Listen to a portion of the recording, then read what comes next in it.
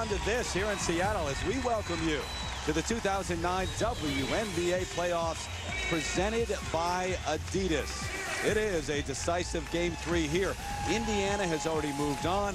So has Detroit. They will meet in the East. Phoenix taking on San Antonio. Another decisive Game 3 tomorrow night in that one in Phoenix. How did we get here? A wild finish in Game 2 on Friday night here in Key Arena. Seattle down by 4 with 13 seconds left. Look at this three by Sue Bird. And then LA trying to inbound it. They can't. The steal, Camille Little goes the other way, and it gives Seattle a 1-point lead. A final shot for Lisa Leslie does not go. Somehow, some way, Seattle comes back to win it 75-74. So Lisa Leslie reacting to that loss, as you may think. This might be the final game of her great career. That's sickening to lose a game very similar in the same way, being at 4 with like 14-something seconds left. And we just kind of threw it all away. We kind of fell apart. I think with our schemes, even with Sue getting the 3 off, we know that they needed a 3 ball and not to let them get it off. And we just had a little miscommunication with that. So I think the good thing is that you can learn from it. And there's always tomorrow. And today is our tomorrow right now. They had a big lead in Game 1 and almost gave it away, and they did in Game 2. Glad to have you with us here for Game 3. Terry Gannon along with Carolyn Heck. Didn't think we were going to be here for a while, huh? Well, it was till 12 o'clock midnight when I found it. Well, exactly.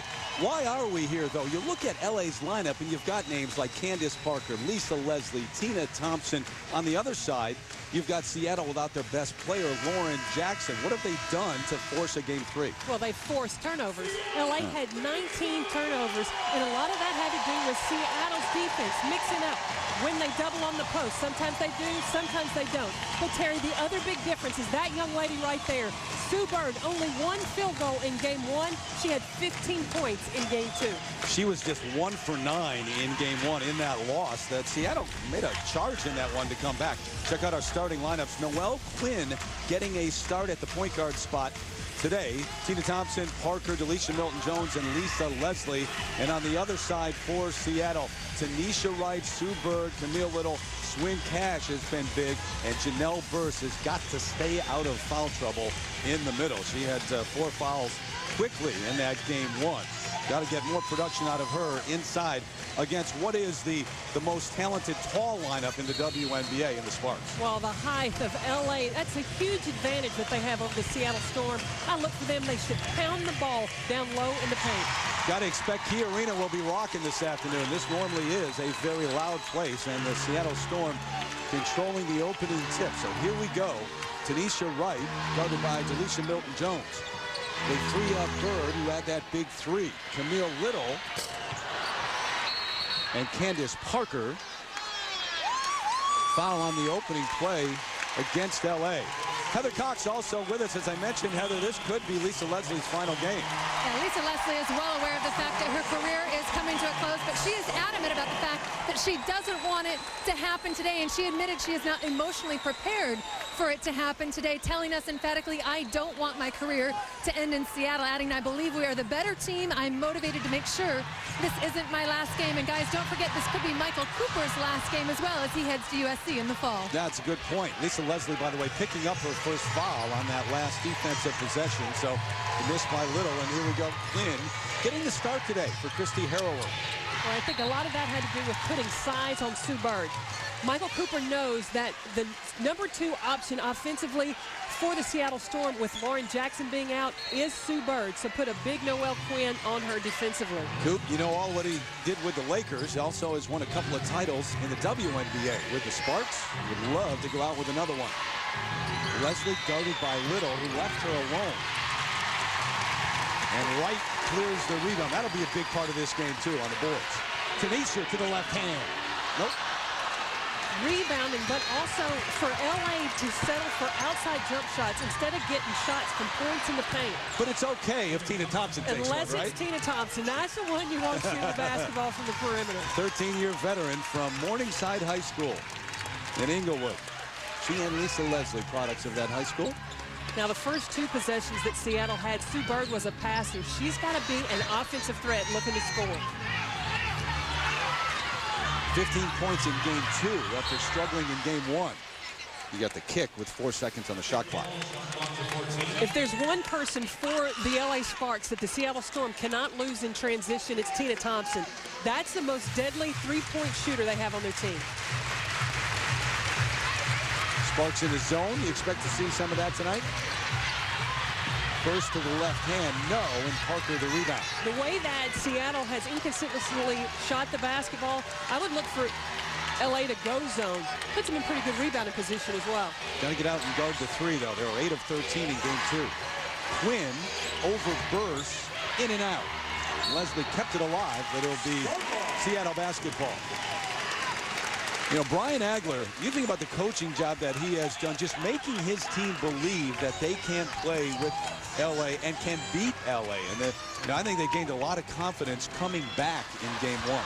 Well, in game 1, he was aggravated the way the game started. Sue Bird did not look like herself. It's her first game back after having that neck problem. But then in game 2, he got his team's attention. They came out with fire, emotion, and they took charge from the very beginning. Right with the shot clock running down, they run it down in the corner. And I'm not selling them short either. I mean, this is a team, remember, that came in second out west ahead of LA, but they are playing without Lauren Jackson. Well, Michael Cooper gives Seattle a lot of credit for their grit, their toughness, how hard they play. Quick hands by Little, knocks it out of the hands of Tina Thompson. And there is Lauren Jackson, MVP a couple of times. Number 3 scorer in the league this year, almost 20 a game, and she's out with that stress fracture in her back. And in their last 8 games, though, Terry, you would think with Lauren Jackson that they would have a losing record. They're 500. They're 4-4. So they've proven to themselves that they can win without Lauren Jackson. But they can't. I'm not sure they can win if they have foul trouble on their bigs. Janelle Burst was in foul trouble right away in game 1. And well, she got in early foul trouble as well in game 2. After the foul committed by Swin Cash. Another one on Seattle. With Tanisha Wright. Let's hear it for Storm. That's her first, so second team foul on the Storm. You know, Seattle would love to get this building into it early. Well, their fans are on their feet waiting for Seattle to score. Yeah, well, they may be up for a while. They don't want them to stand for very long, no. Knocked out with 2 on the shot clock.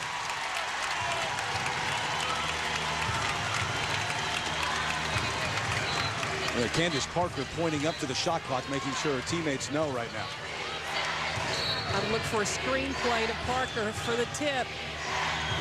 Tried that, but Quinn. And here comes Bird. Looking to run. She and Swin Cash winning national championships at UConn during their college days. A little bit strong with the jumper. And not the start offensively that Brian Agler wanted to see. But Sue Bird's got to look to take that shot. That's a good shot for her. She's got to get her motor running on the offensive end. Camille Little called for the foul. She wanted the offensive foul called on Leslie. Still wants it. Third team foul and the first on Little. So this decisive game 3 here in Seattle. Got another one coming your way in Phoenix. San Antonio, Phoenix, ESPN 2. Tomorrow night, 10 o'clock Eastern time. Big win. Ran away with it in game 2, Phoenix did. Then Indiana, Detroit, and whoever moves on from the West on Wednesday. 8 o'clock and 10 o'clock on ESPN 2. Those games. Watch the Phoenix game, and Diana Taurasi had 20 points in the first half, Terry. She can do that, you know. Yeah, I believe it. I saw she it. Captain Pondexter can do that in a hurry. They'll put up some points.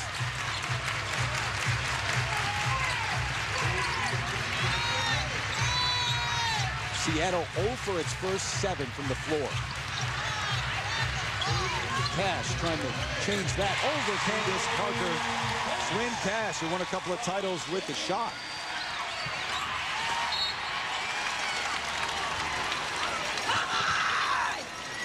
And Cash has been big in this series at 18 points in game 2. Talk about someone who's been big. Susie Bakovic-Brown. I mean, stepping out and shooting the threes. I think Michael Cooper is really conscious of what she has done more than anybody else on that Seattle team. Well, she's shooting 61%. She's 5 of 7 from the three-point line. She's 6'4" now, Terry. Her points were not coming in the paint. They're coming outside the three-point line. And you saw the graphic, averaging 15 a game, only 2 a game all year long. And the officials, Kurt Walker, Denise Brooks-Clauser, and Roy Gobayan, they're going to huddle and discuss something.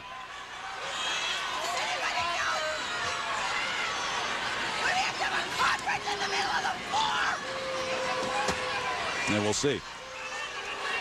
You know, we're talking about Phoenix and San Antonio. San Antonio getting that first game at home. Phoenix winning in a blowout in game 2. What do you expect to see tomorrow night? I think it's going to be a high-scoring game again. If Phoenix is able to defend San Antonio like they did in game 2. San Antonio was never really able to get into their flow.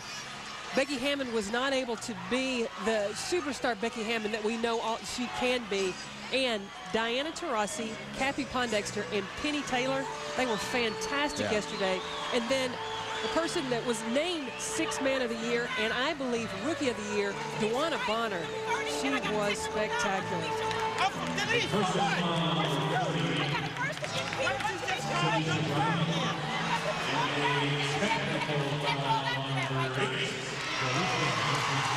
All right, so they called a personal foul on Tanisha Wright, and that's a couple on her. She's got 2 fouls, but then the technical foul also called. You saw the explanation. We didn't hear it, but the technical is on Delisha Milton-Jones.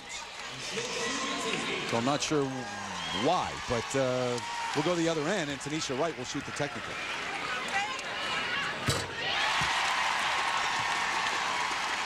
And it's 5-3.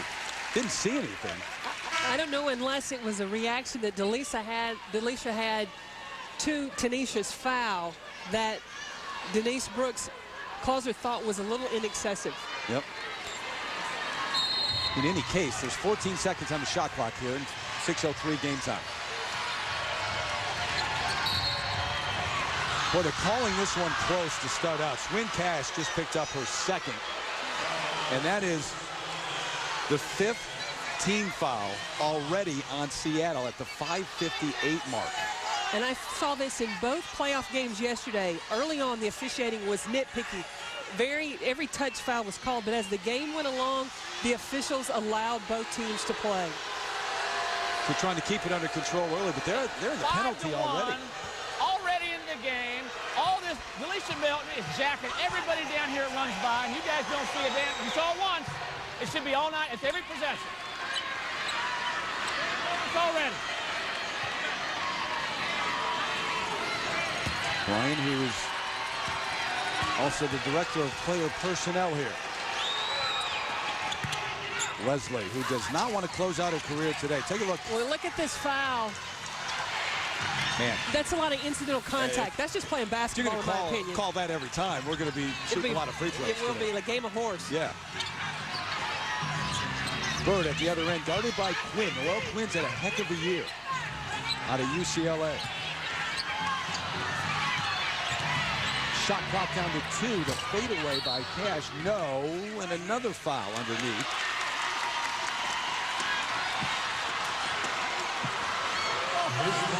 Is it Tanisha Wright? Yeah, that's who they called it on. That's her 3rd.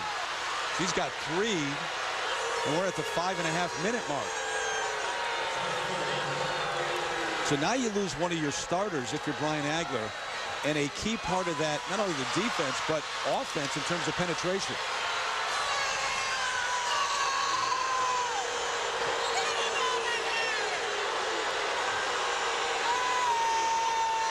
It'll be Shannon Johnson who'll come on. Now they're calling this foul on Tanisha Wright. Where? She went up to rebound the basketball. She didn't even box anybody out. Okay, so they're setting the tone early in this one. I mean, they're not going to let you play right now. Milton Jones 1 of 2 from the line. It's a 5-point lead for LA. But this is the way both games went. You know, LA getting out to an early lead, and Seattle was able to come back in both of those. Certainly a foul. Tina Thompson over the back. And that's her first. We'll agree with that one. We will agree. And Camille Little does a nice job of slipping, faking the on-ball screen, and then slipping ahead of Tina Thompson. Able to attack the basket, get herself to the free throw line. Now, one thing I believe Brian Agler is going to need to do in the next timeout, though, is address with his team. Don't get hung up with the officiating. Don't lose your focus. You're here to play a basketball game. Don't get into worrying about what call the official is going to make. Camille Little buys the first one. She had that game-winning layup in game 2, the second-year player out of North Carolina. His dad played back in the day for the Harlem Globetrotters. 3-point lead for LA.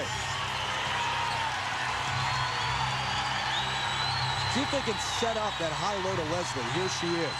Yeah, I think it's tougher to put her in scoring position, feeding the ball from the wing, getting the ball from the top. Now, especially with Candace Parker hitting that shot from the top, defense has got to come out on her.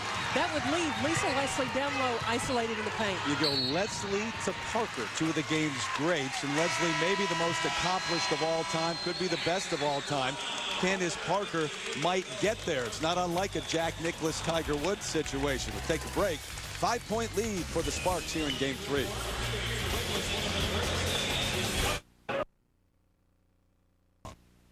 ESPN's presentation of the WNBA playoffs is brought to you by Adidas. Impossible is nothing. And IHOP. IHOP's gone NFL. Try the All-Pro lineup only at IHOP. Come hungry, leave happy. Game 3 here near the Space Needle in Seattle. Key Arena, the site. LA with that 5-point lead over Seattle. We talked to Lisa Leslie a couple of weeks ago about her emotions. Was she emotional knowing that her career was coming to an end? She said, no, the end's really not near yet. Today it could be. How about now? No emotions yet. I just feel like at this moment my thoughts are I don't want to end my career here in Seattle. So you got to just bring it. Give it your all. You know, keep inspiring my teammates and just play hard. Stay on the boards, and I just believe that we're a better team and that we should come out with a win.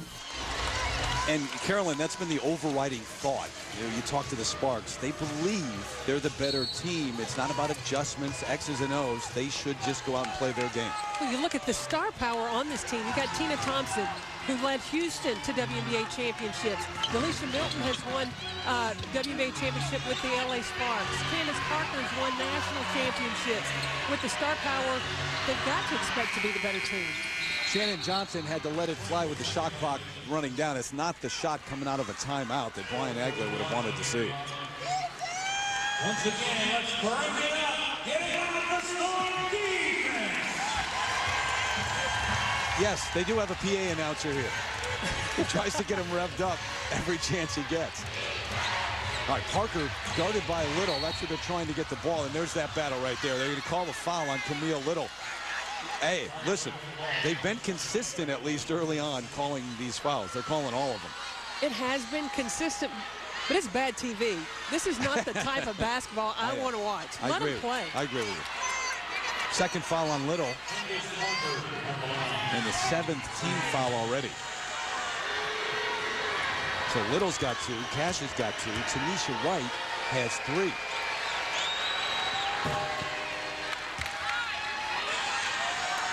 I mentioned Candace Parker could be the Tiger Woods to the Jack Nicklaus, and she's not quite as far along in her career as Tiger is right now. But you would imagine if she stays on course, she would go down as one of the greats as well. Well, she started out a rookie season as Rookie of the Year and MVP of the league. That's a pretty good start. Yep.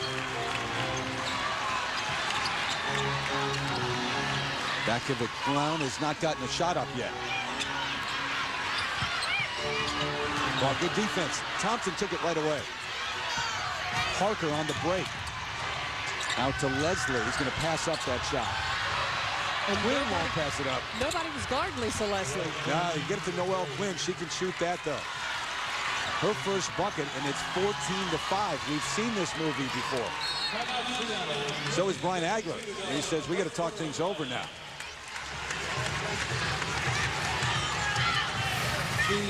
We look in transition. Look at the space. Nobody's guarding Lisa Leslie. They're still not matched up with her. Susie Bakovic-Brown is down low on the block. So she's making a decision. Does she guard Noelle Quinn or does she go back and find Lisa Leslie? That's a bad job of matching up. Terrible job of communication, wasn't it? So Michael Cooper in his huddle, Brian Agler in his. Out here just come out and not be on the same page.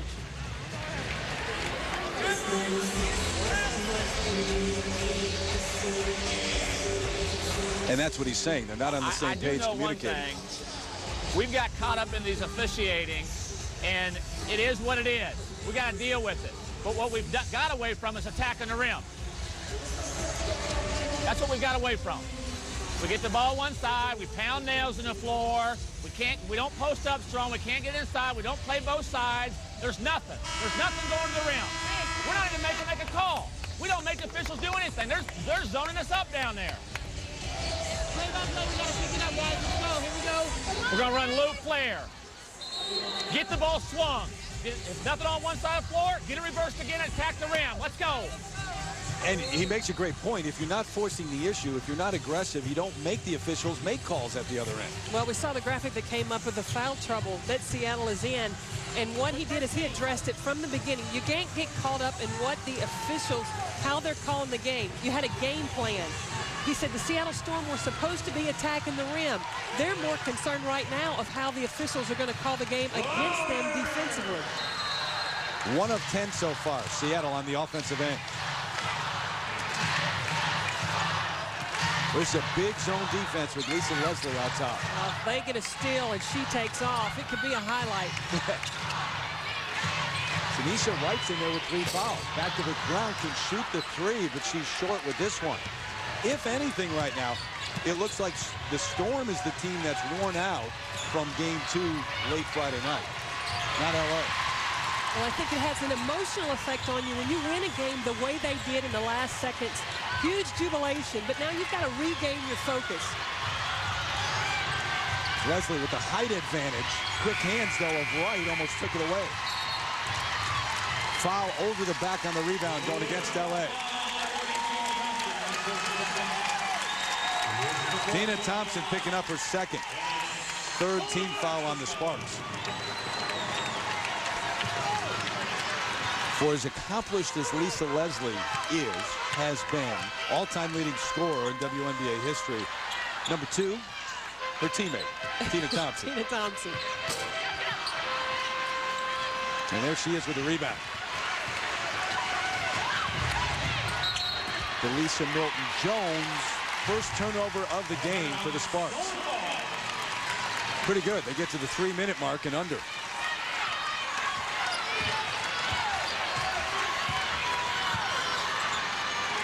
One of the things that Seattle has not done that they did in the first 2 games is use the on-ball screen. See if LA is going to switch. Screening action is not really happening. Little tough shot on the drive, and maybe that's why they're not doing it right now. They just figure LA can switch anyway. But if they do switch, the screener is very dangerous. You have a slip option. You can screen and pop. There are a lot of different options. Instead of just trying to pass the ball around when you're facing 6'2", 6'3", 6'4". Bird fouled hard by Noelle Quinn picking up her second. Sue Bird shows some aggressiveness attacking the basket. They've got to reestablish some toughness. And that's a playoff foul right there. It is a playoff foul. That's a Game 3 foul. 15 fouls, so the remaining 2 minutes, 17 seconds. Seattle will be going to the line. Sue Bird, who had 15 points in Game 2, but just 6 of 21 in the series so far. Terry, you know, Seattle has some confidence to build from because in Game 1, LA had an 18-point lead. Seattle was able to close the gap. In Game 2, LA had an 11-point lead in the 3rd quarter, and Seattle was able to come back and win. So I don't believe this is a team that will get discouraged even though they have started out the game much slower than they wanted. Especially at home with this crowd, which has always been one of the best in the league.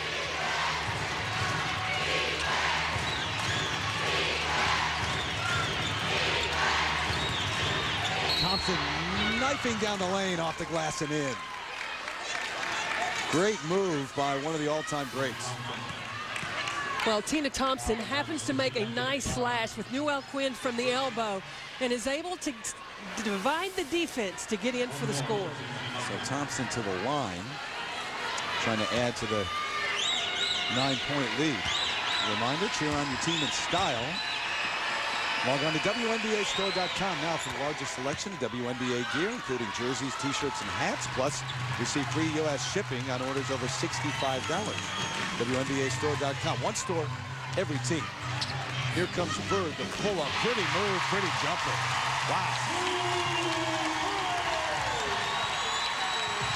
She elevated on that shot. And that's how she started game 2. And where Sue Bird's been the beginning of the first quarter. Stays at this end. Nope, made the wrong call initially. It will go the opposite way. Well, Noelle Quinn overplayed, thinking she's going to use the on-ball screen. Opens up Sue Bird to her left. She's able to find the bottom of the basket. Throughout her career, she has gradually become more of a... She could always do it at UConn and beyond, but on this level, they always kind of wanted her to look to score a little bit more and more. Here she is again, 2 in a row. And a lot of that came from Brian Agler. Sue Bird with 6, pulling the Storm within 6. Thompson. Leslie in traffic, the bucket, and the foul. Good movement underneath by the Sparks that time. Well, when the ball goes inside the post, Sue Bird helped. Noelle Quinn did a nice job on the slash. And if the defense is caught watching, you're going to leave a player like Lisa Leslie open? That can't happen. Nope. Janelle Burst picking up her first. Bakovic Brown goes to the bench. So Leslie looking for the three-point play the old-fashioned way. And got it. Lisa with 7 in the game. No, she hasn't had the best of series. And it hasn't been a Lisa Leslie type series. Just 8 of 24 coming into this game. She was disappointed in her field goal percentage after game 1. But, you know, she's a player that attracts a lot of attention. A lot of times double teams. Parker the foul, the first on Candace. And Seattle getting back into what they really wanted to do, get some penetration and force the issue here. Well, Brian Agler recognized that LA has the ability to get to the rim with the height and size of Leslie, Parker, Delisha Milton-Jones. And he said, the Seattle Storm team, we have to be able to do the same thing, but we've got to do it in a different way. And he's looking for penetration from Swin Cash, from Tanisha Wright, from Sue Bird. That's how he wants his team to get to the rim. Ashley Robinson on for the Storm, and former Storm star Betty Lennox on for the Sparks. She was the MVP back in the finals that year when Seattle won it, 2004. Leslie takes a seat at the end of the first here.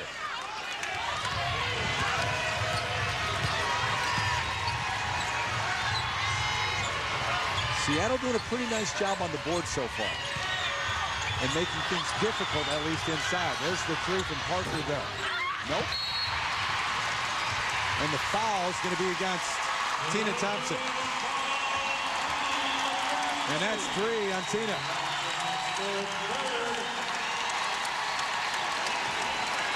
Terry, watch Swin Cash. She is determined to get this rebound. This is an area where they've got to try to equal the playing field and crash in the boards. You watch Swin Cash. She goes up and grabs it.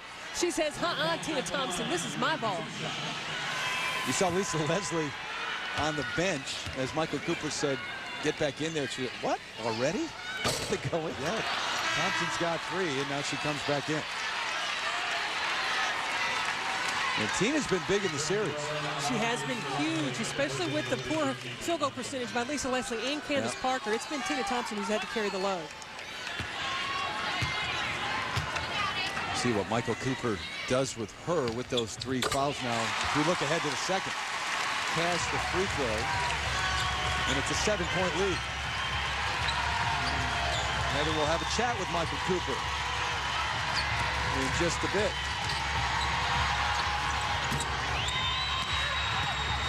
There's the offensive rebound. They have 17 of those in game 2. Taken away by Bird, though. Shot clock off, under 10 game clock. Smart play, Sue Bird, recognizing she wants to make sure that her team gets the last shot of the quarter. Little. Boy, this crowd was ready to erupt. They still have 0.5 left, though, so it is time to go ahead and get a pass and a shot, not just a lob.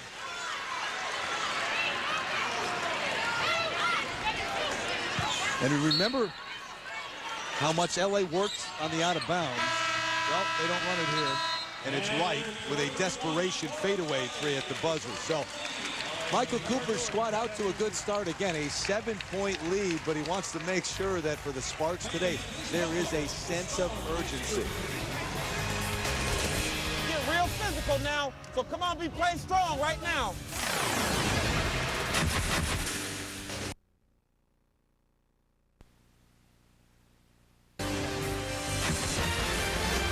In Seattle, the Sparks up by 7, joined by Sparks head coach Michael Cooper. And Coop, Tina Thompson already with 3 personal fouls. How do you utilize her the rest of the game because of those? Well, she's a veteran. She knows how to play. You just got to get her out and put her back in choice situations, maybe put her on one of the perimeter players. And Lisa Leslie, admittedly not happy with her play in this series, shooting 33% from the field. How do you put her in positions to be a little bit more effective in this game? Well, we try to get her down the low post, but they're double teaming her. She's going to have to be a decoy for a moment and make others around like she always has better. Just have to pass the ball and pick and choose when she can score. Coach, thank you. Thank you. All right, Heather, Lisa Leslie, by the way, just 1 of 4 so far. And the Sparks shot 33% in that first quarter, and yet they lead by 7. Why? Because Seattle shot 18%. It's not been a work of art so far. Is it offense or good defense? Well, I think the defense for LA against the Seattle Storm, the high. Tanisha Wright is 0 for 5. Right, the takeaway. Playing with 3 fouls, lost it out of bounds. You know, the other aspect, too, I think the way the game was called in the first quarter, neither team was able to get in any rhythm offensively. I would agree with that 100%. So Michael Cooper in his final year.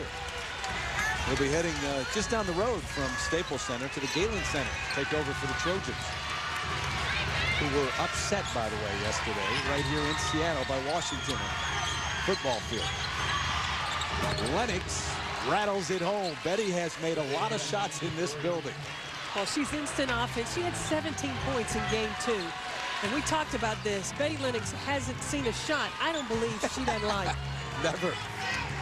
Which is good. When you're a shooter, you're supposed to be ready and be thinking one thing. Lennox guarding Bird, trying to keep her from getting the ball. Shot clock under 5. Little, the spin. Tough shot. 3 defenders on her.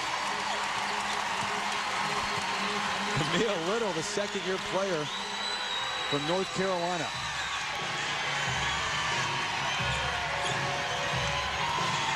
So we'll see. Michael Cooper talked about using Lisa Leslie as a decoy. Lennox comes off the Leslie screen and misses.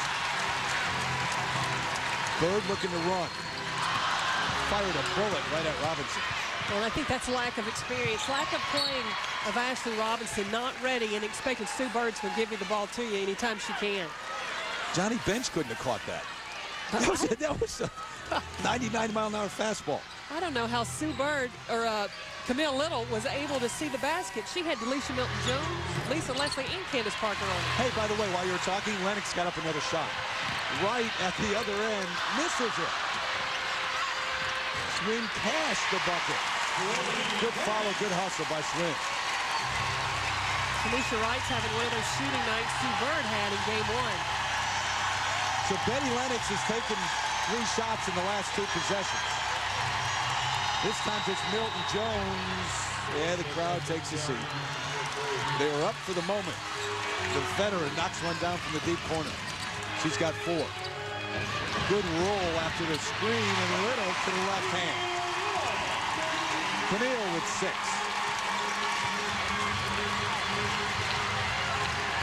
Christy Harrower, the 7th-year point guard out of Australia, set to check in for Michael Cooper. There's that high-low. That's a tough pass. That can't get there. 4 turnovers on the Sparks. Seattle did a nice job of spacing. You see where the lane is wide open now for Camille Little to slice down the middle. Easy layup. And it goes right back to what you mentioned in the first quarter, having those on-the-ball screens and making L.A. make that decision on the screener. Well, you know, it may be part of the strategy of Brian Agler. He didn't start the game with using screens, so then the defense relaxes and gets comfortable. If you start the game, they communicate, they get used to switching screens. It could be a long night. Didn't communicate in game 2 on that final Super 3. Off the screen. Foul away from the ball. Lisa Leslie thinks that it's on Seattle. But the officials don't, and that's what counts. They're going to call it on Lisa Leslie, and maybe she was just trying to influence the officials a little bit, huh? I think that was a little bit of a sales job. Second foul on Lisa. Yeah, she was all the way down at the other end at the free throw line. Robinson out, back at the ground, back in for Seattle. Susie, number 9 from Australia, played a number of years ago for the Storm and just came back for his second year. So they get the ball inside and force another foul. That's what Brian Agler's really looking to do, and Parker picking up her second. Well, Brian Agler talked about ways to get to the rim, and one of the players he's depending on to do that is Swin Cash. She's got to be aggressive and attack. If she doesn't get the bucket, at least get herself to the free throw line.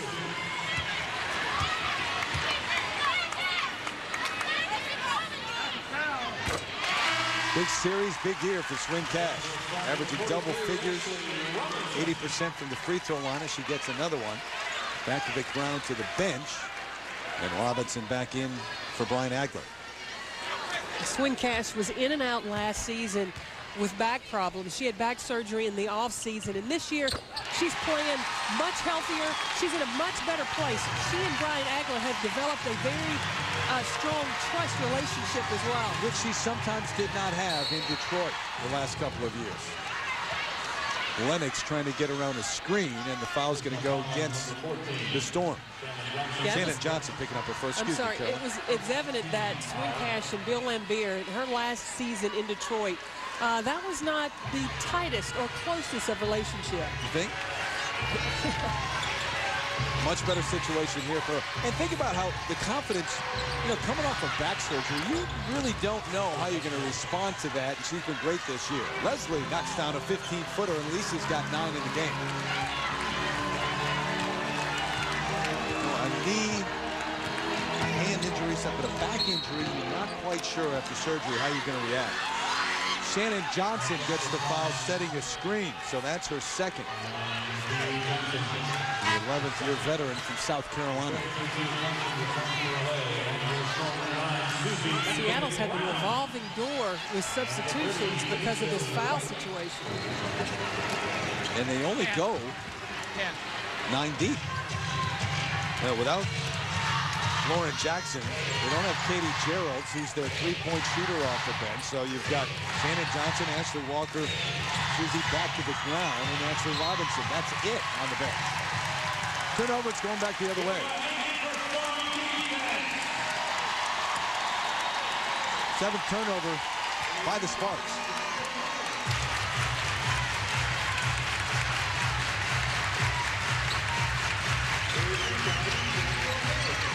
Cash one-on-one with Parker, wanting to take her to the hoop. And Wright calls the timeout as he's trapped along the baseline. So it'll be Seattle ball when we come back. Lisa Leslie trying to lead the Sparks to a win today and keep them alive, looking for what would be her 3rd WNBA title. She's won everything else. Why not win another one of these?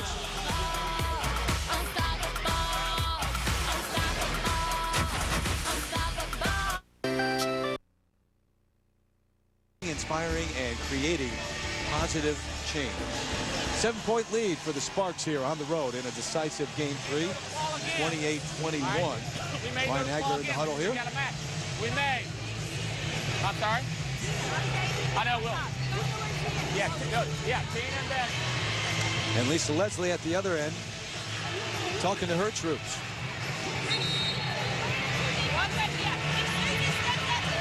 Terry, one of the things that LA is doing a good job of as of late is they have 8 assists on 8 buckets. So they're moving the basketball, sharing the basketball. The superstars, each individual, not trying to do it by themselves, but they're looking for the best shot. Talk about adjustments during the playoffs, and they're so critical. For Seattle, they have kept LA off the offensive glass. In game 2, they allowed 17 offensive rebounds. Right now, just 2. But LA shooting the 3. They're 4 of 7. Seattle 0 for 3 so far. That was a big part of their win in game 2. Swatted away. Here comes Harrower leading the break. Neither team really able to get out in transition so far. The reach-in foul called on Sue Bird. Now, if you're a player, you've got to adjust to the way the game's being called, right? Well, and especially on Christy Harrower, you don't want to get a hand-checking call. Just keep her in front of you. Because she's not going to beat you with the jump shot? Or off the dribble. If you give her a step, you just keep her in front of you. Make her think about some things, but I wouldn't worry too much about her being an offensive threat. Yeah. Turnover back to the Seattle Storm. So that's 6 turnovers. And Bird will run the offense. Sue just picking up her first foul a moment ago.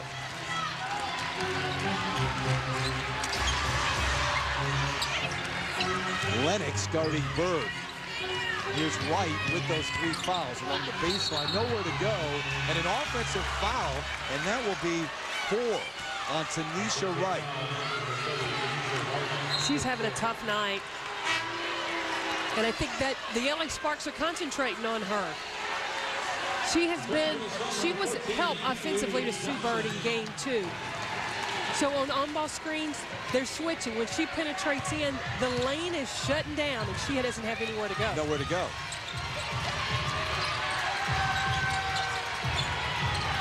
Parker, there's the double. Bird coming over to help as they swing it. Leslie takes that step, slotted away from behind, and now the foul is going to be on, I believe, Lisa Leslie. On the reach, and that's 3 on her. Denise Brooks-Klauser saw it as when Lisa Leslie lost the ball, she grabbed Swin Cass's jersey and gets whistled for the foul. And she did. So 3 on Leslie, 3 on Tina Thompson. Well, as we say as a coach, film don't lie. True enough. Statistics do sometimes, but not film, right? So Leslie and Thompson in the game, both with 3 fouls. Michael Cooper's playing that. Parker. And 1. How about that move? How'd she get that to go in? I don't know. Back to Big Brown, the foul, but Candace wasn't even looking at the hoop. She goes in. Her back is turned to the basket. She's able to finish. Well, what a great move. That's the future of the WNBA. Right there. Back to Big Brown, picking up her second.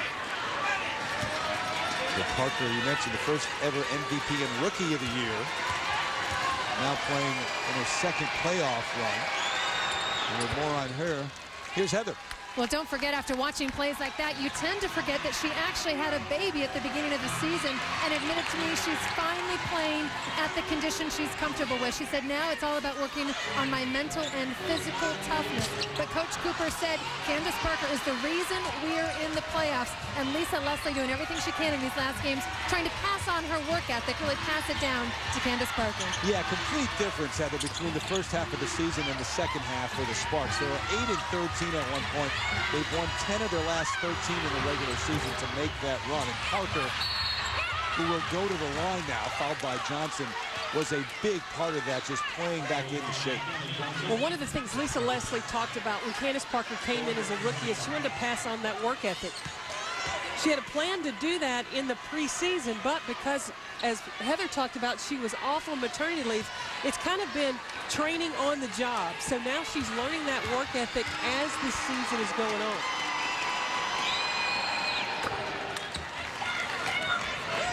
Leslie arrests now with the 3 fouls. She's since August 1st. Parker 15 a game, double-double. And Candace led the WNBA in double-doubles with 15 of them during the regular season, and Lisa averaging 16 during the second half of the season. Parker the miss on the second one, so it's an 11-point game. And the other thing, you come back from an injury, you kind of have an idea of what it takes to get back in shape or when to come back. If you've never had a baby before, you don't know what it's going to take to get back in shape. I would have no clue. Well, I wouldn't either, obviously. But, I mean, it's got to be different than coming back from a knee injury or back injury. But it is really incredible with the level that she left off with at the end of last season, and she's gotten back, if not better, in her sophomore season. Great high-low. Thompson down to Parker. Candace with 9 in the game, and it's a 13-point lead. Ryan Agler says that's enough. Let's not let this one get away.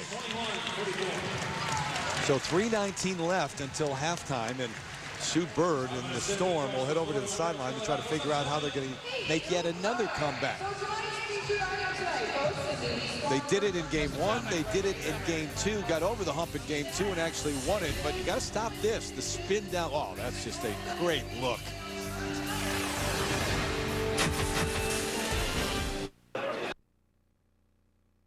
The WNBA playoffs, 2009 version in full swing. Tomorrow night, San Antonio and Phoenix, game 3, the decisive game there. Becky Hammon against Diana Taurasi, Kathy Pondexter. That's at 10 o'clock Eastern time on ESPN2. So, Carolyn, this is where we are.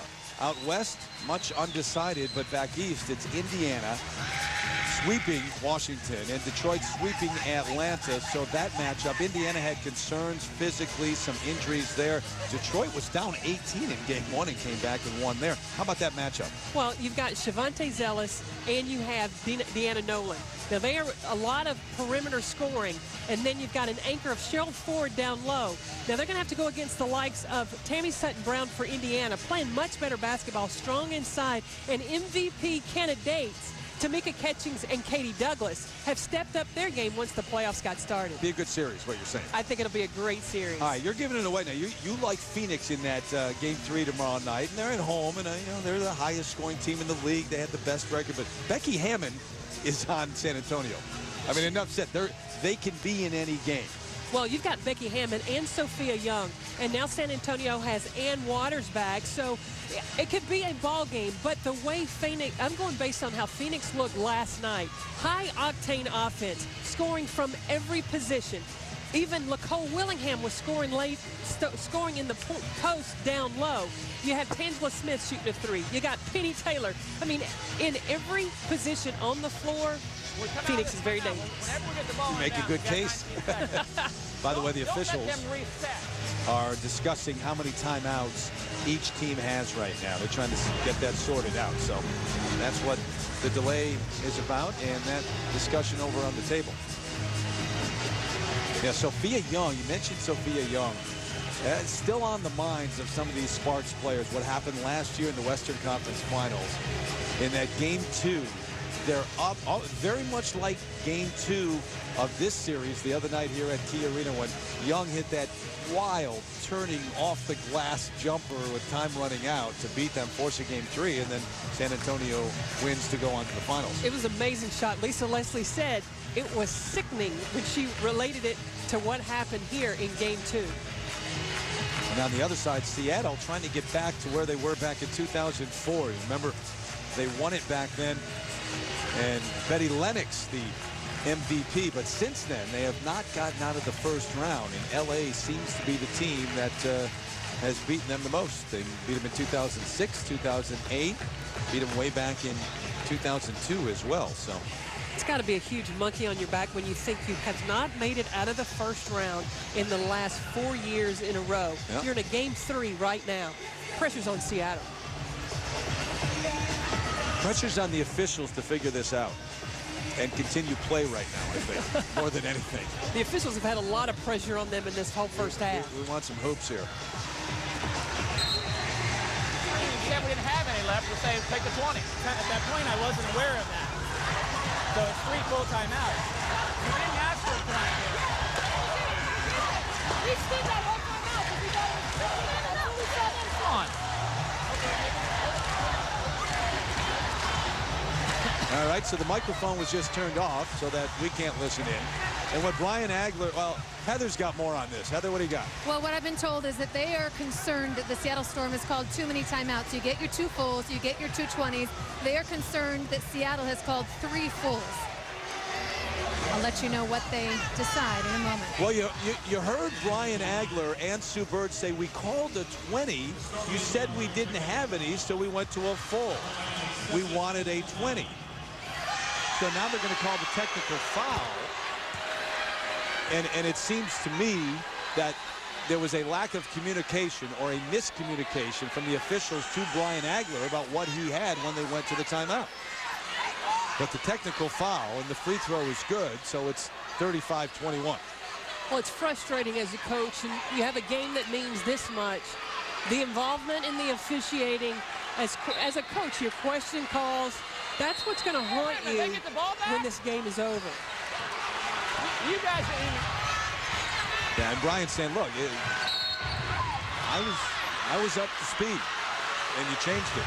So, foul underneath. It's a 9-0 LA run. They've got to figure out a way to stop that, though. Shannon Johnson just picked up her 4th foul. So she's got 4. Tanisha Wright's got 4. And needless to say, this has been a sloppy one. Noelle Quinn, the bucket, or the free throw, I should say. 81% free throw shooter. I was hoping we would get a game like game 2. Watch that one on NBA TV. It was exciting, up and down, everybody scoring. Today we get to watch a free throw shooting contest. It has been. That's what it's been so far. An 11-0 run by the Sparks. Last 3.5 minutes.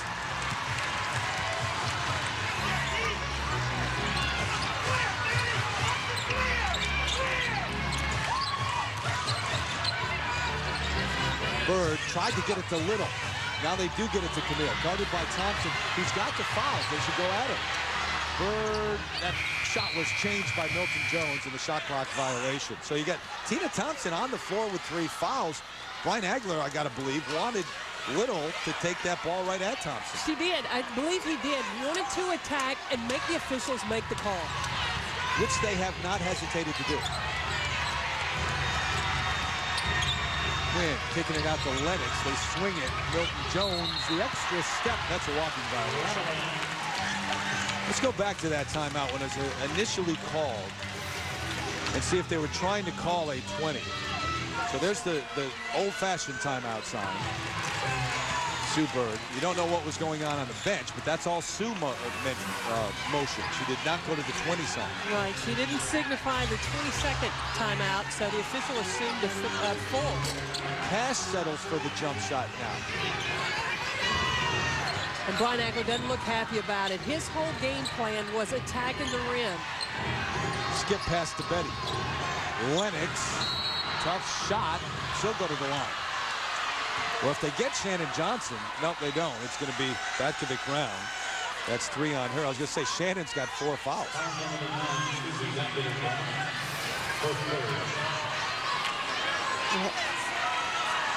She's off balance.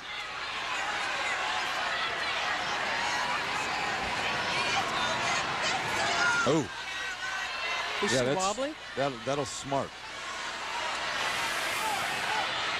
And Betty is going to find her way to the free throw line, but I'm not sure. Now they're going to talk about it to give her a little break first. So we're told it's a 20. We'll see if it really is. Well, Michael Cooper took this one. Now we go. They're making it a full, so we're good now. 16-point lead for LA. It's been a run over the last 3.5 minutes to take this lead. They're still working on Betty Lennox.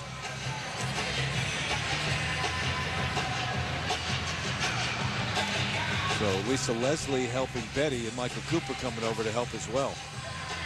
You all right? Come on. She hurt her head and then he needed to tap her in the back. Come out. It was a love tap. Come on. 2:09 left here until halftime. And we'll try to listen in to the huddles as we go throughout the afternoon. Michael Cooper not addressing his team right now, but Brian Agler is. 23. All right, come down the floor. Let's run. Let's go ahead and run weak. Let's handle the ball inside. Get some cutters off that. All right. We've got to get something going to the rim. Everything's jump shots. They're staying in front of us. We got to get things going to the basket right now. All right, here we go now. This is what he really has wanted to do all along, right? Especially with Thompson having 3 fouls, Lisa Leslie having 3 fouls. And he wants cutters to the basket. Now, the answer for Seattle is not just to post up and throw it to the block, but it's cutters off, getting options, moving toward the basket. That's going to make the official have to make calls.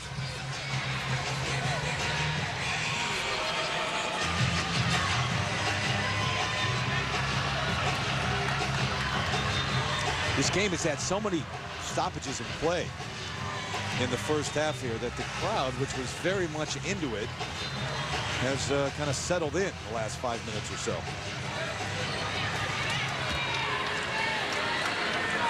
So here's Lennox, 10th-year veteran out of Louisiana Tech. And Betty, an 89% free throw shooter. Now, Betty Lennox was a great pickup for the LA Sparks as well. She led the Eastern Conference in scoring last season when she was with Atlanta. Speaking of Atlanta, I know they were eliminated, but what a great tournament. That's a terrific story, isn't it? And Angel McCaultrey, another candidate for Rookie of the Year, really stepped up big with Shamiqua Holtzpaw being out with that knee. Yep. Cash does take it to the hoop, can't get the roll, but she'll go to the line. So Delisha Milton-Jones trying to body her up. Every time Swing Cash has made that aggressive move, she's ended up at the free throw line where she's been able to score. First foul on Milton-Jones, 4th team foul. Swing trying to get to double figures.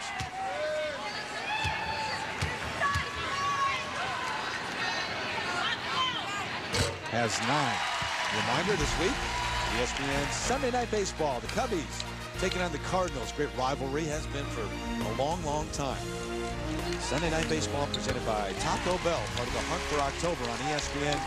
ESPN 360 coming your way at 8 o'clock Eastern time.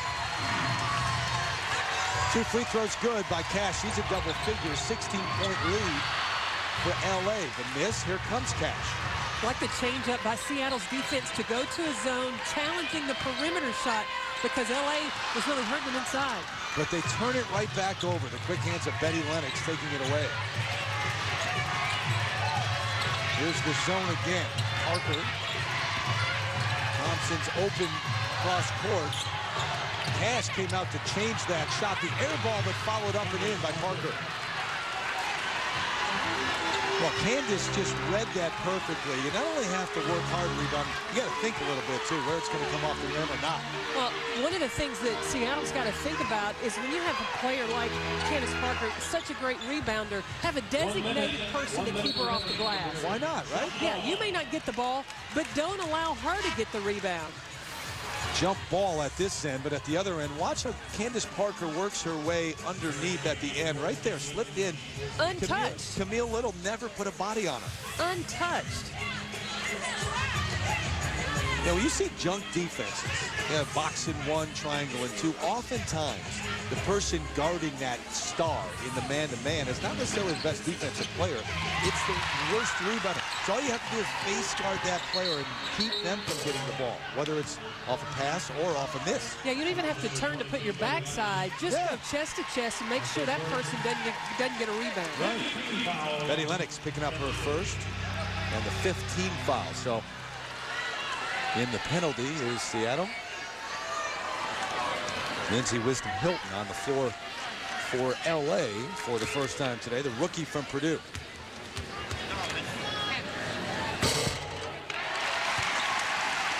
And Sue Bird, an 85% free throw shooter, usually doesn't touch iron, but that one did go in.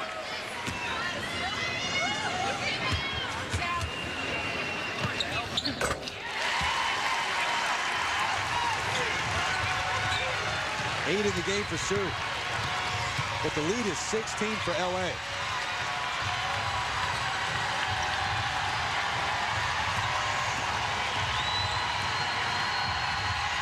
Quinn. Nowhere to go. Lennox, tough shot. Tipped up, kept alive with Milton Jones. And they get a fresh shot clock. Reset to use the clock. Nobody picked up Noelle Quinn.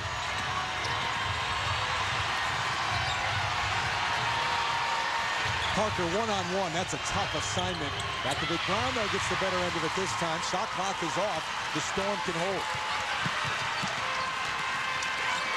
Under 10. I'd say give the ball to Swin Cass. She's been able to make it happen down the stretch in the second quarter. Back to Vic Brown, the running one-hander on the baseline. Not the shot that Brian Agler wanted to end the first half. But 41-25, the hold ahead in games 1 and 2. They had a 9-point lead in game 2 at the break, and now they've got a 16-point lead. But is that Candace Parker who is shaken up here?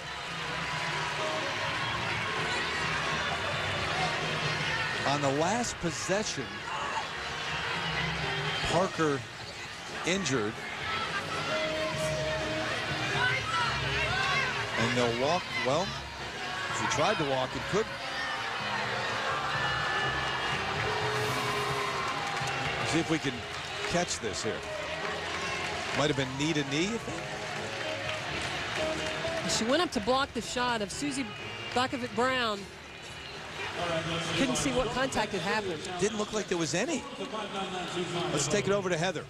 Thanks so much, Terry. Lisa, you were right with Candace on that last possession, talking to her. Any idea what's gone wrong?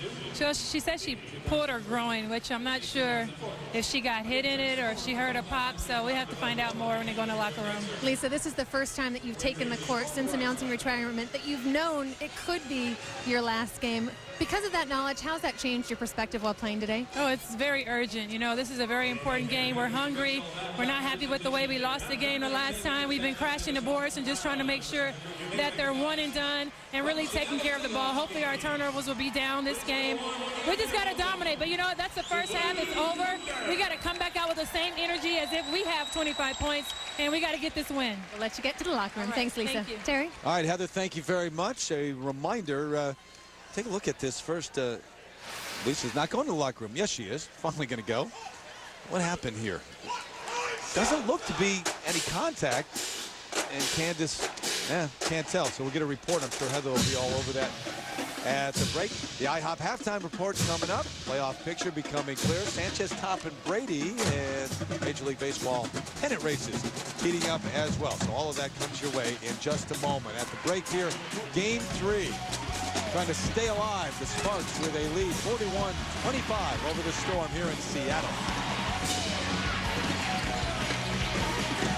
Sprain. They stretched it, iced it, gave her some heat and a wrap for compression, and she did participate in a full warm-up. And as you can see, she's out on the court ready to start the second half. Plans to play the rest of the game, guys. All right, 20 minutes deciding game 3 and the series tied up at a game apiece.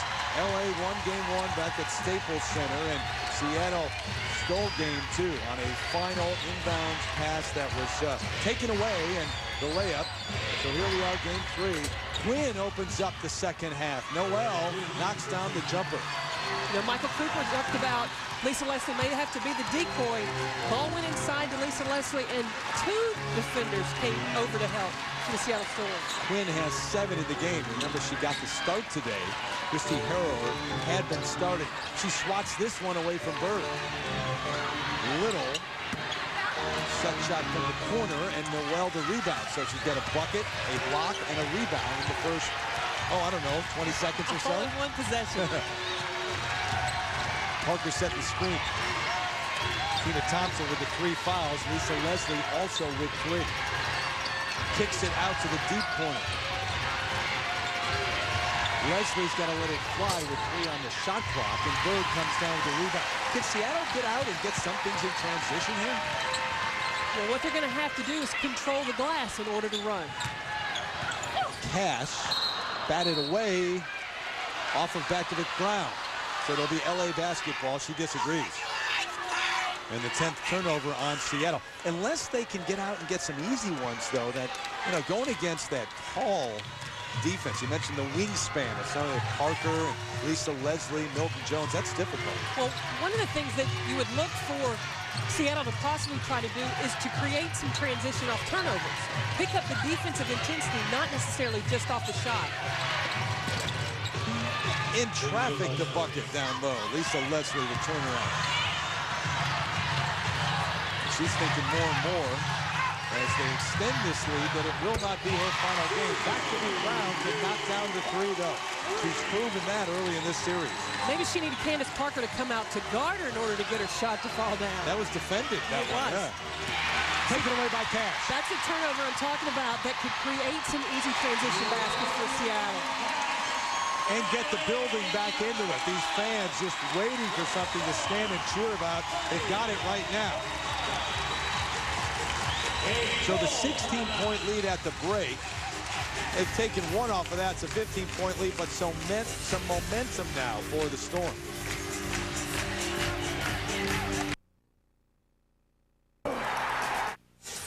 A good look at the Space Needle, downtown Seattle, as we welcome you back to the 2009 WNBA playoffs presented by Adidas. Game 3 here.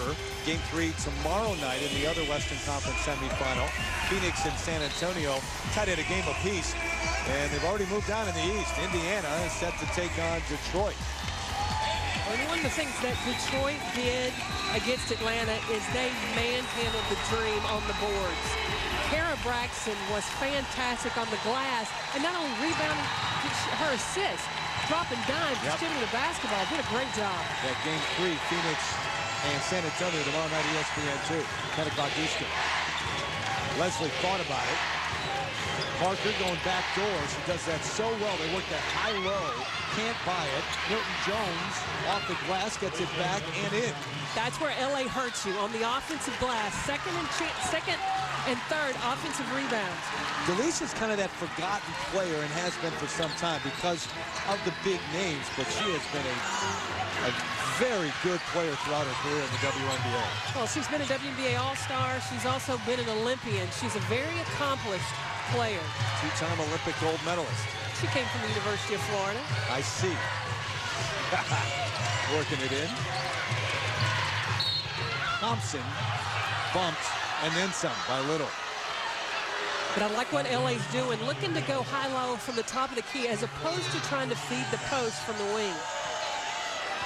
Third foul on Camille Little, and the first team foul here in the third quarter. It is an elimination game.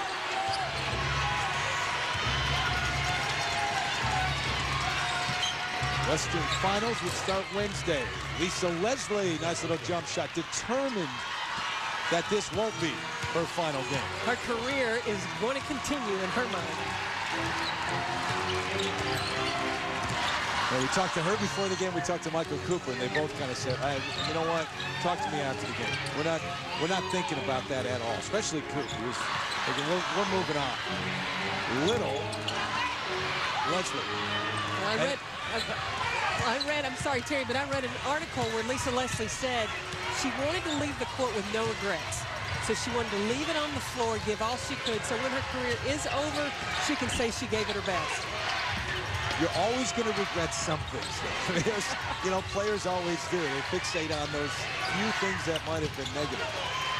But the loss the other night, for example, and how they lost it at the end. Bird out to Cash. Yeah, spotted up. Right behind that three-point line, a little bounce for rhythm. Terry, we talked about LA has the ability to let leads slip away. Had an 18-point lead in game 1, an 11-point lead in the third quarter of game 2. Swatted away, no call. Good save by Swing Cash. Here comes Bird, looking to take the Storm on the move. Turned it right back over. Quinn, nice look. Inside out to the corner. Milton Jones, and that will make them sit down in Key Arena. Delisha with 8. She's been the silencer tonight. Right when the crowd wants to get into it, she knocks down a 3.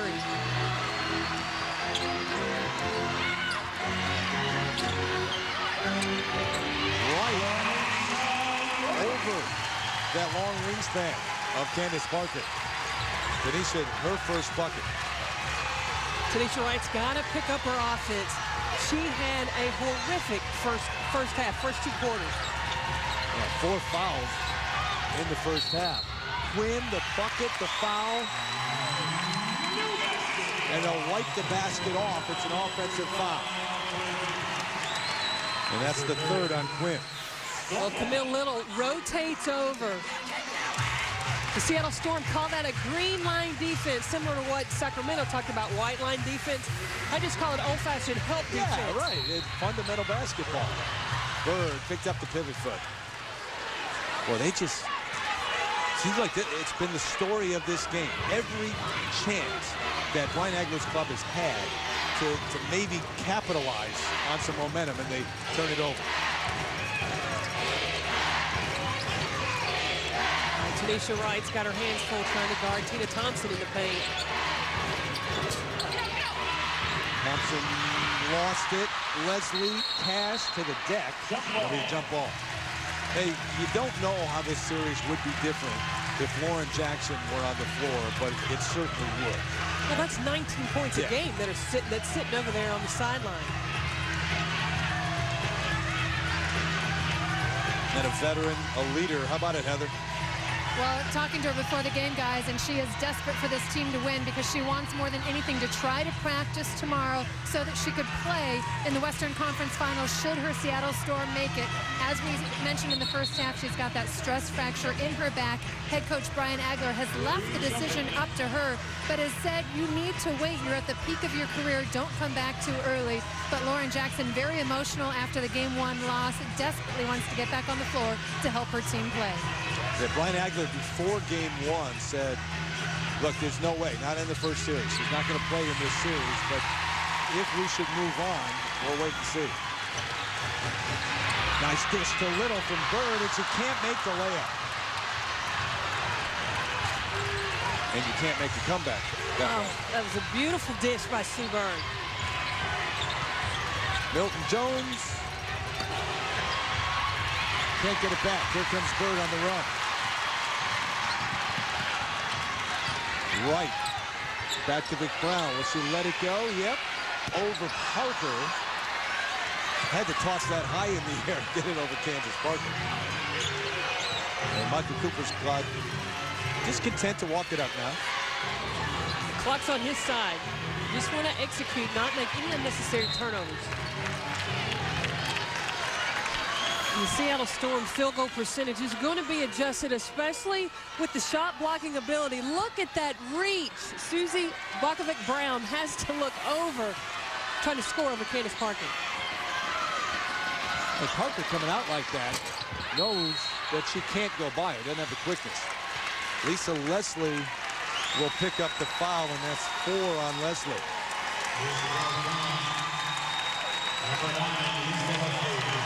So the 4-time Olympic gold medalist, 3-time WNBA MVP, 2-time WNBA champ, has 4 fouls in the game. The list of her accomplishments can go on and on and on. She's the all-time career leader in points in playoff games, rebounds in playoff games. Go on. And blocks in playoff games. Just about all the major categories. Cash. Yep, took the extra step a little too quickly. Trying to move around Candace Parker. 13 turnovers now for Seattle. Slim's going to argue that, but there's no question about it. Well, LA really has taken on the mantra that Seattle did. Seattle was able to score off LA's turnovers. Today, it's LA that's scoring off of Seattle's turnovers. Yeah, 16 points in the game off the turnovers for the Sparks. Quinn to the baseline, right past Bakovic Brown. And that's what you give up with her on the floor. If she's got to go out and guard on the perimeter, I mean, that's a tough assignment. Bird slices through the double. And the jumper's up and good.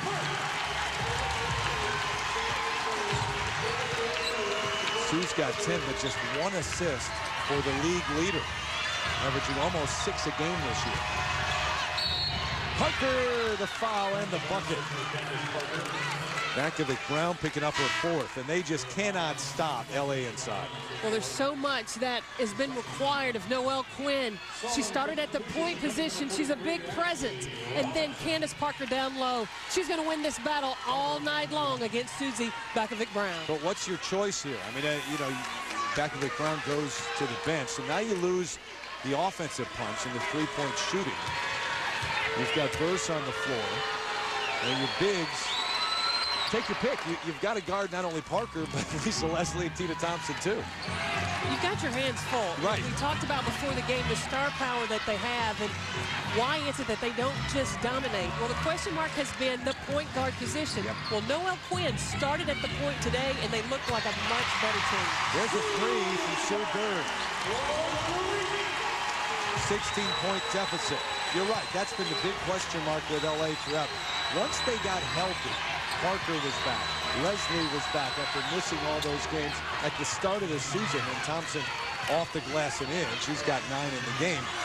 They have needed someone to bring it all together, to distribute, make sure the right person gets the ball at the right time. And maybe that's starting to develop now with Quinn.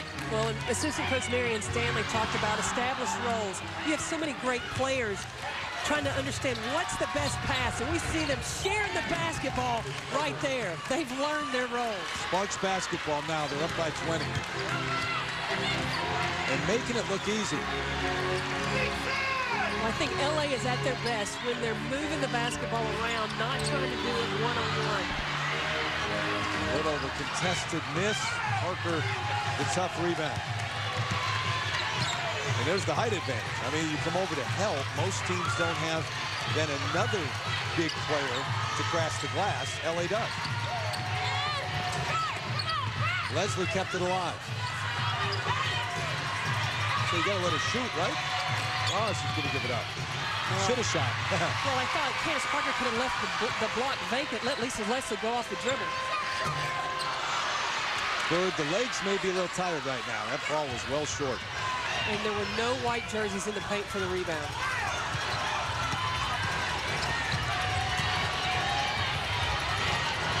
.11-second difference. Shot clock, game clock. And too much with the yo-yo.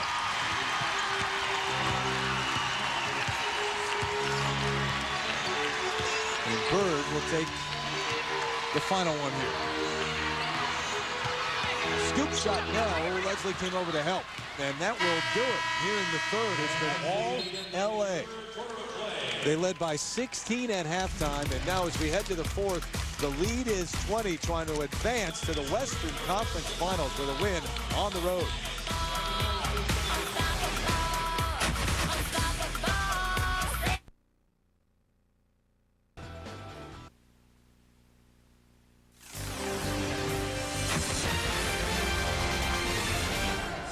Back in Seattle, joined by Seattle head coach Brian Agler. And coach, in the previous 2 games of this series, you guys were able to come back from double-digit deficits. How do you do it again tonight?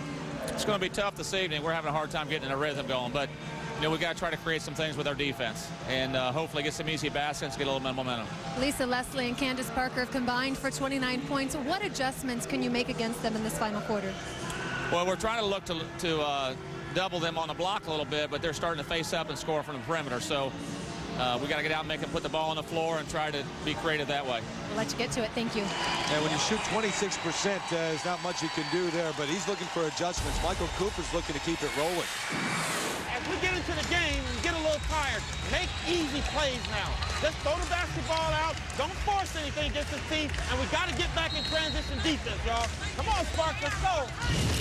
So, Carolyn, what do you think? I mean, the one shot for Seattle now as we head to the fourth. What is it? Well, they've got to create some offense from their defense. They've got to try pressing, try to force some turnovers by LA, because LA's going to be patient and just execute their offense. Yeah, extend, maybe even some full court pressure. You can't turn it over like that against the zone, though. I mean, it's not even a pressure defense there. Well, it's a huge zone, and what LA was not going to allow Seattle to do was get into the paint and force the perimeter shot. 5th foul on Tanisha Wright over the back. So the pressure, though, is, I mean, that's not what he's looking for in terms of pressure. He's looking for some on-ball pressure, some doubles. Right, some just on-ball steals, not deflecting the pass. Thompson operates over Janelle Burst halfway down and out. And this is an opportunity where Seattle's got to run. Sue Bird on the bench to start the fourth. Cash one-on-one, and Lisa Leslie comes over. They can call it on Leslie or Parker. We'll see. Well, that's the other thing that Seattle can do is start scoring points when the clock is stopped by getting themselves to the free throw line. Candace Parker picking up her third. With that hip flexor that she suffered on the final play of the first half, she has not taken a seat. She's up there playing now in the second half. So good sign for LA there. Cash buys the first one. And Betty Lennox will come on, and Candace will take a seat now. You know, Terry, with it being the fourth quarter, look for Seattle to possibly, with this lineup, go with a press situation. As soon as you score, pressure on the ball, see if you can create an opportunity quick. Yeah, I think you're right.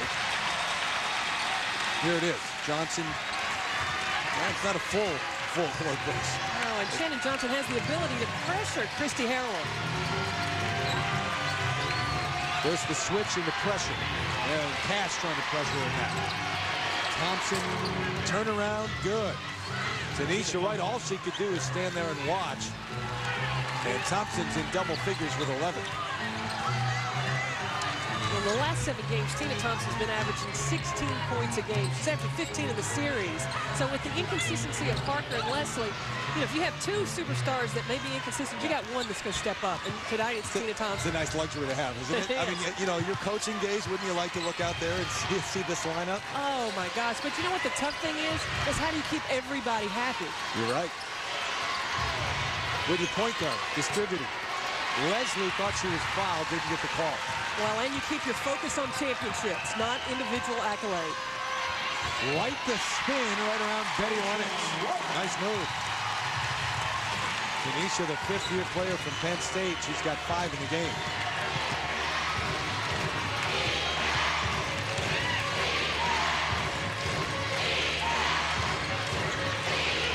LA's going to work the clock.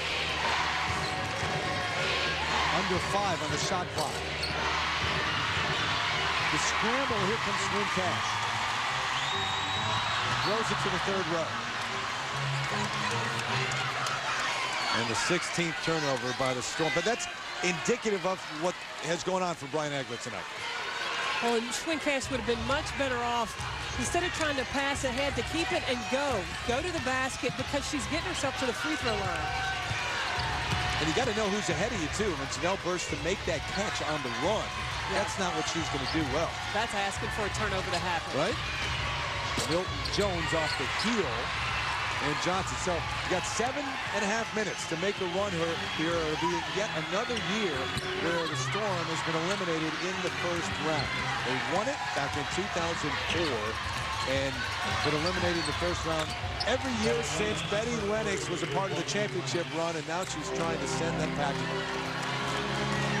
One thing, though, Michael Cooper has to take a look at is, even though with LA scoring, the transition defense, you've got to stay in playoff mentality. It's not just about winning this game, but habit forming as you progress and proceed in the playoffs. Cash gathered the miss, the scramble. Somebody's going to get hurt. They blow the whistle. It'll be a jump ball. LA's largest lead, unless this turns around quickly. This will continue. Look at the last 4 years. And 2 of the 4 years, they were eliminated by the LA Sparks. And the same is true back in 2002 as well. So this would be the 4th time that the Sparks would have eliminated Seattle from the playoffs.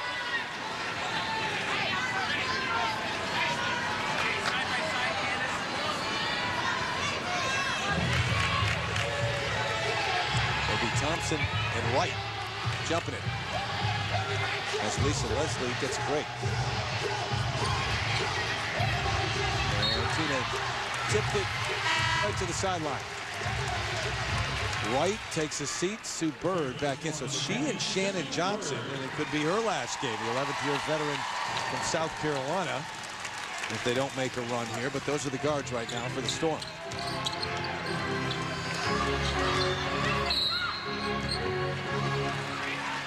Foul on the Sparks.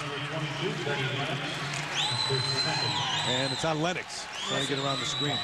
Seattle's got to continue to try to get either quick, open, easy shots or attacking the basket, get themselves to the free throw line. This is as small a lineup as you're going to see for the Sparks, with Harrower and Betty Lennox at the guards. Robinson the miss.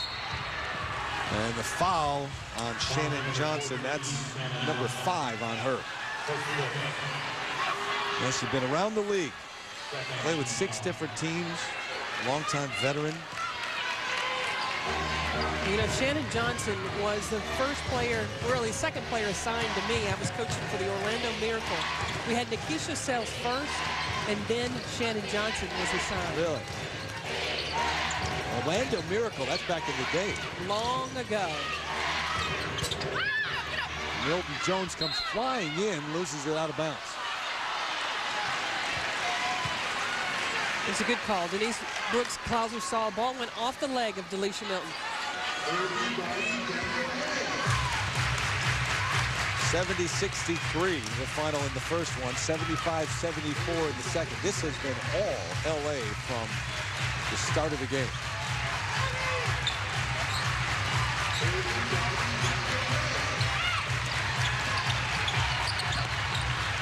How did Bird get that one through? Back to Brown. Can shoot that and does.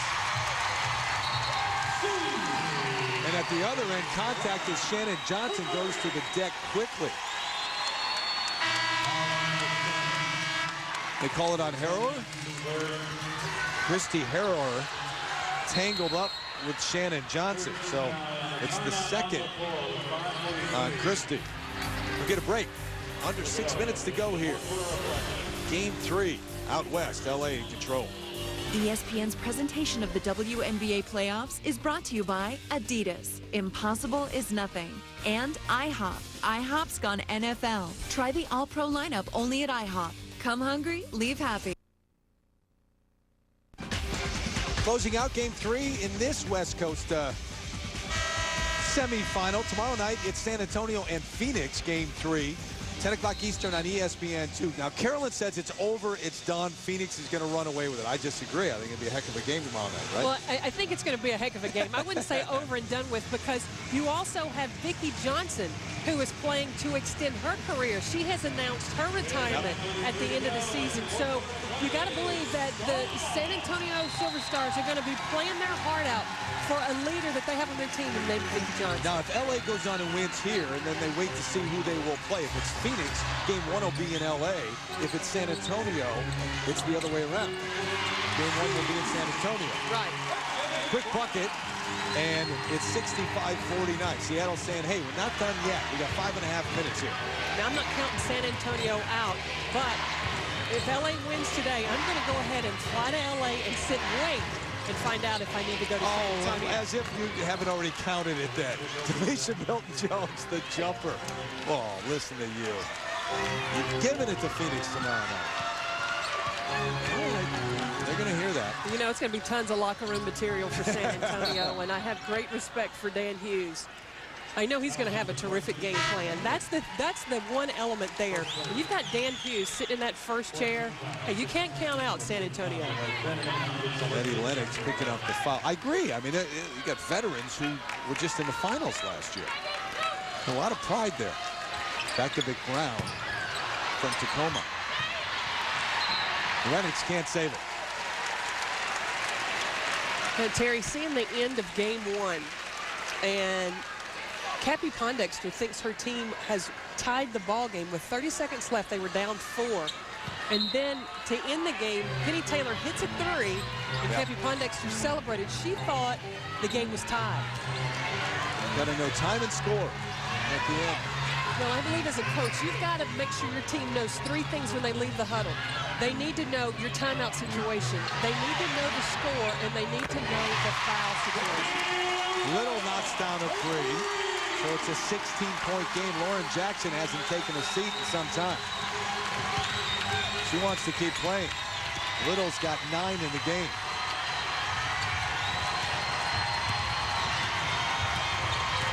Quinn looking for something as they switch around those screens. Lennox, the step back jumper, off balance, and Betty can't save it. So 4 minutes and 14 seconds left for Sue Bird and the Storm to come back here. And Michael Cooper's telling Betty Lennox, calm down, settle down. I don't know if Betty Lennox has that in her. Settle down? Yeah. No, she doesn't. Watched her for some time. She doesn't. Johnson with those 5 fouls. Right around Lennox to the right hand off the glass and in. 14-point game.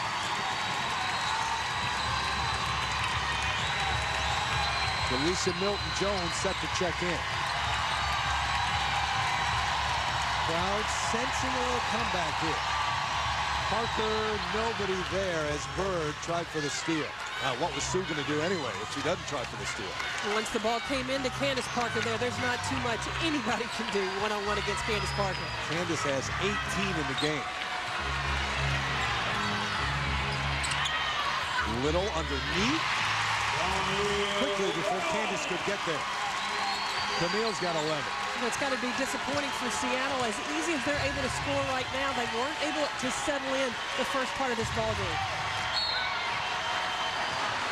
And the foul on Shannon Johnson, and that will do it.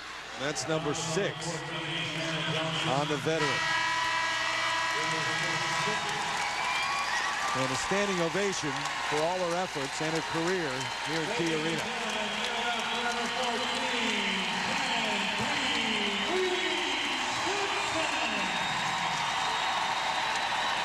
Shannon Johnson started her professional career playing for Brian Agler in the ABL.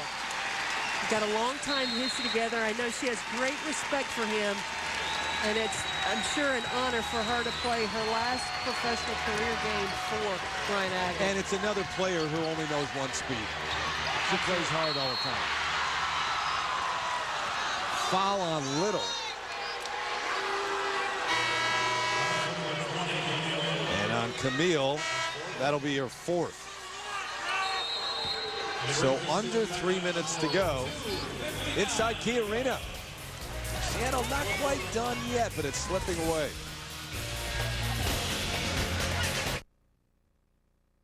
Back here in Seattle, Key Arena. Under 3 minutes to go here in Game 3. LA looking to move on out west. 70-56. Terry Gannon back with Carolyn Peck. All right, let's look ahead. Should LA hold on here, they'd face either Phoenix or San Antonio. What do you think about either one of those matchups? Well, I think it'll be a battle in the paint. And one of the areas that Phoenix has struggled with is teams that have the ability to score in the paint against that zone. So that could be a good matchup. Now, as far as going against San Antonio, you got Ann Waters and Sophia Young that would have to match up with a Candace Parker, Lisa Leslie, Tina Thompson. So I think it'll be a battle of the bigs, even though, you know, you've got some three-point shooters. Well, Phoenix is not going to want to battle in the paint. They're going to want to go up and down, make it a track meet, and score as many points as they can. Well, you look at LA in this series, they have not gone very deep with their bench. They have gone to, Christy Harrower has come off the bench. Very limited Lindsay Wisdom Hilton, and then you got Betty Lennox. But the transition game that a Phoenix team could cause you to have to play could cause a Marie Ferdinand Harris and a Shannon Bobbitt to give LA some minutes. You know, it's a good point because Wisdom Hilton's played less than a minute tonight, so you're really going too deep on your bench. That's it right now. And you've got to go deeper than that when you play Phoenix unless you're in incredible shape because they keep them coming at you. They have Dewana Bonner coming off the bench. They also have Kelly Mazzani, who comes off the bench.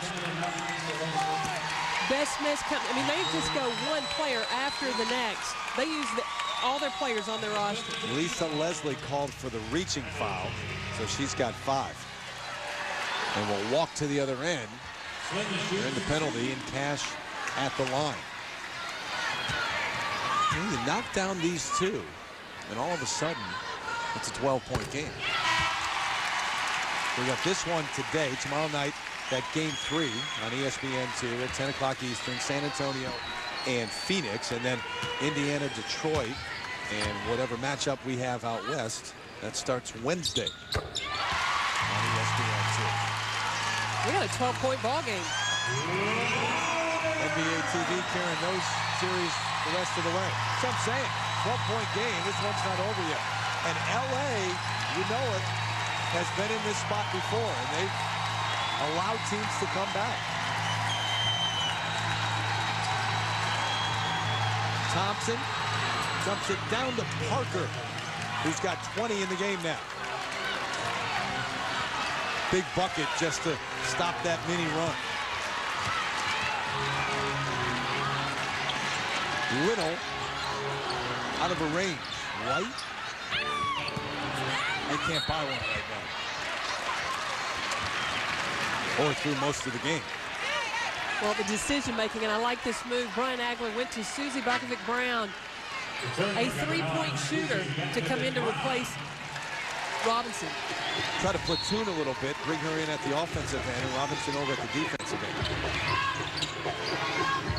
Swinging around quickly, right? Got Thompson off her feet, can't buy the bucket. I mean, that's the shot you have to hit if you're going to come back. And that's the shot she was hitting in game 2.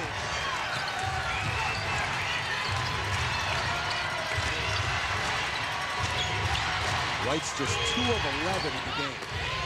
Left-handed jump hook from Parker. Everybody hits the ground. No call. Here comes Bird. Sue does not have numbers here. White scoops it up and in on the reverse. The lead is 12 again. But you're nearing the minute mark now as they scramble and get the steal. Here's Bird. She had to walk.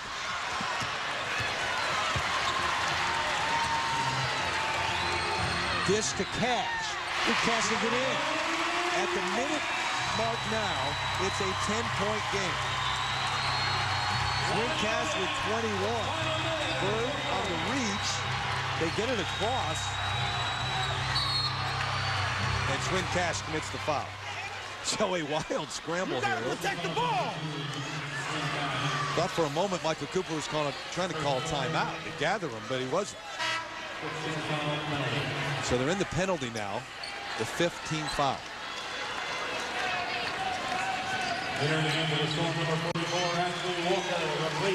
Ashley Walker comes on, the rookie from Cal. Bakovic-Brown goes out. And Thompson to the line.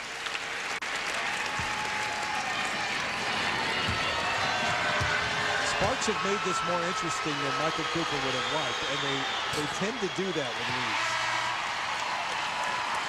Yeah, he was trying to tell his team to settle down. And you know, saw Sue Bird tell Tanisha Wright that they didn't have to foul. They were just playing tough defense and creating turnover opportunities. Leslie to the bench. And Thompson the free throw. So the lead's 11. But 51.3. And on the other night, Brian Agler, I'm sure, is going to tell his squad, hey, we did it the other night. They were down 4 points with 13 seconds left in that game. So you've got to believe when it's playoff time, anything can happen.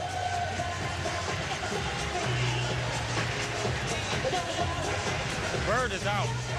So we can go 5. Pick and roll. Just switch it. I don't care if well now. Yeah, Lisa Leslie talking to her teammates, and Michael Cooper talking to his assistant coaches outside the huddle right now. Candace Parker with a big game here in game 3.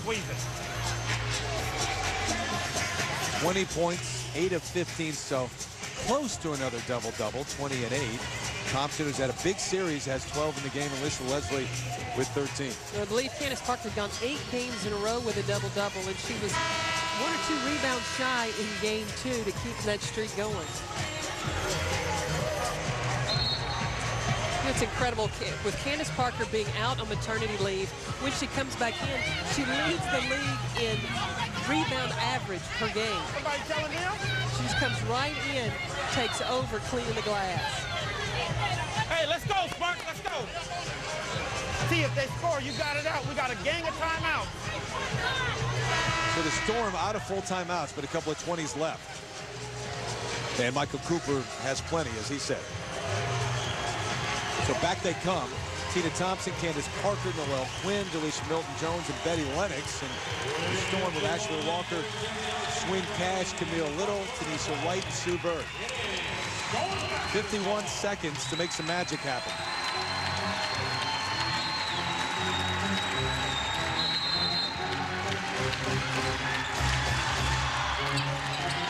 Got to inbound it first.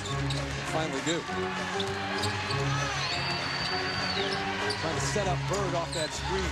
Quinn shadowed it well, but Bird gets the shot anyway in the lane. The lead is 9.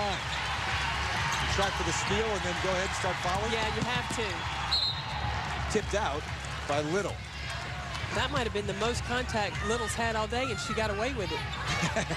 She wasn't called for the foul that time.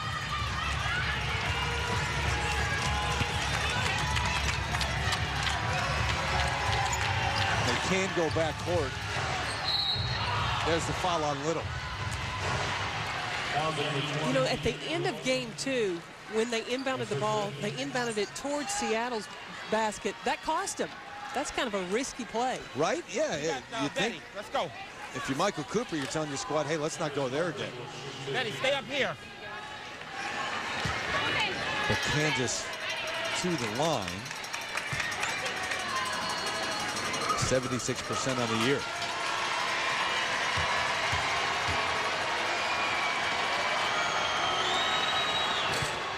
And here's what you're talking about in game 2.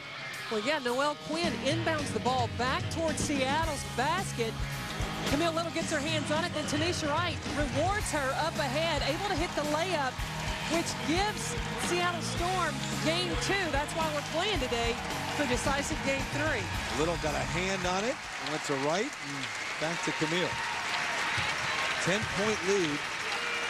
Swin Cash goes to the bench, gets a nice hand from this crowd.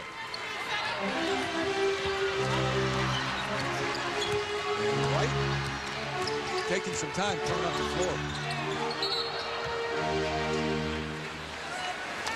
And they turn it back over to LA. So Sue Bird, Swin Cash, Ryan Agler saying, hey, let's get a nice ovation for these two players. And he brings them out, two of the best in the league, but coming up short today.